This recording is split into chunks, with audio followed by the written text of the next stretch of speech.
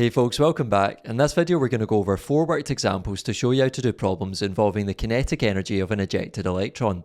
Now if you haven't already done so, check out my previous video covering the theory on this topic, and that way you can apply what you learned in that video to this one. So let's get started. Question 1 says the following relationship is used to describe the photoelectric effect. EK equals HF minus HF naught. Part A says what does the term HF represent? Well, remember we can think about this equation as showing us energy conservation. So we say that the left hand side, H times F, i.e. Planck's constant times the instant photon frequency, is the same as the energy of the instant photon. And remember that comes from the equation on your relationship sheet, E equals HF. Part B says what does the term HF naught represent? Well, remember the right hand side of this equation represents the work function of the metal, which is the minimum energy required by an instant photon to cause photoemission to take place. Part C says what does F naught represent? Well, remember F naught is the symbol for threshold frequency, which is the minimum frequency required by an instant photon to cause photoemission to take place. Part D says what are the units of HF? Well, if HF is an energy, then it's going to be measured in joules. And similarly, Part E says what are the units of HF naught? Well, work function HF naught is also an energy, so it must also be measured in joules. And lastly, Part F says red, green, blue and violet light are shone in turn onto a clean metal surface.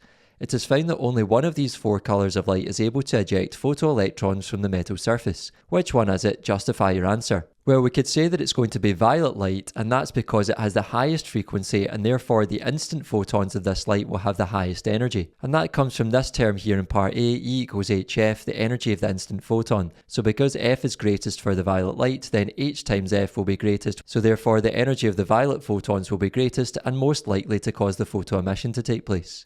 Question 2 says photons instant on a zinc surface have an energy of 8.22 times 10 to the minus 19 joules. The zinc has a work function of 6.76 times 10 to the minus 19 joules.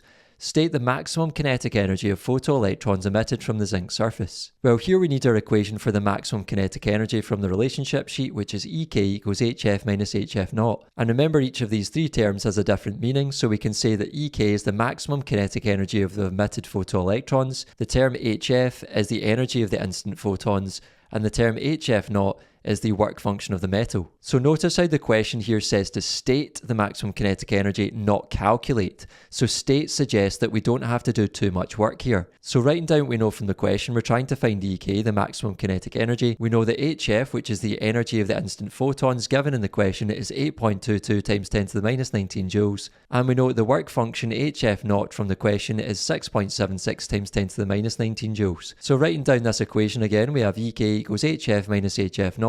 Substituting in the 2 numbers, we have 8.22 times 10 to the minus 19 minus 6.76 times 10 to the minus 19, and if you put that into your calculator, you should get an answer of 1.46 times 10 to the minus 19 joules. So notice how we didn't need to do too much work because the question said state, so all we had to do there was a subtraction. Question 3 says photons of frequency 7 times 10 to the 14 Hz are instant on a sodium plate.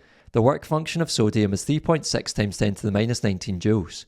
Calculate the maximum kinetic energy of a photoelectron emitted from the surface of the plate. Well, writing down what we know from the question, we're trying to find EK, the maximum kinetic energy.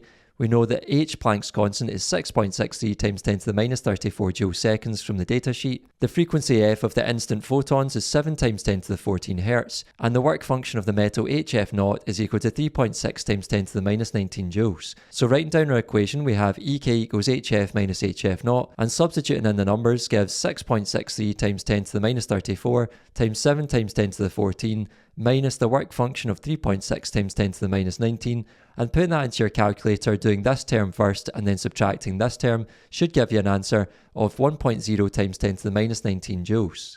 Lastly, question 4 says that electromagnetic radiation of wavelength 350 nanometers is instant on a metal. The metal has a work function of 3.15 times 10 to the minus 19 joules.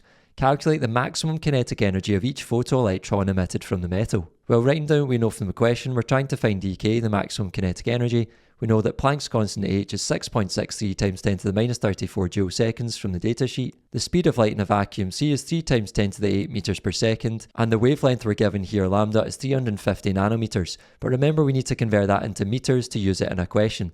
So that's the same as 350 times 10 to the minus 9 meters. And lastly, we're told that the work function HF naught is equal to 3.15 times 10 to the minus 19 joules. So writing down our equation, we have EK equals HF minus HF naught, but because we don't have the frequency of the the instant photons, we only have the wavelength, we can replace f here by using the wave equation. So since v equals f lambda, if we rearrange for f, we get v over lambda, but remember the speed of the instant photons here will be the speed of light, so we could say v is equal to c. So we can replace f here with c over lambda, so this is the same as ek equals hc over lambda minus hf naught. And then we can sub in our numbers. So we have 6.63 times 10 to the minus 34 times 3 times 10 to the 8 divided by 350 times 10 to the minus 9 minus 3.15 times 10 to the minus 19.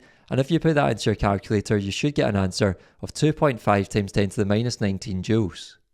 That's all for this video, folks. Thanks for watching. If you made it to the end, I really appreciate it. Make sure to give the video one of these, subscribe to the channel, and I'll see you in the next one. Take care.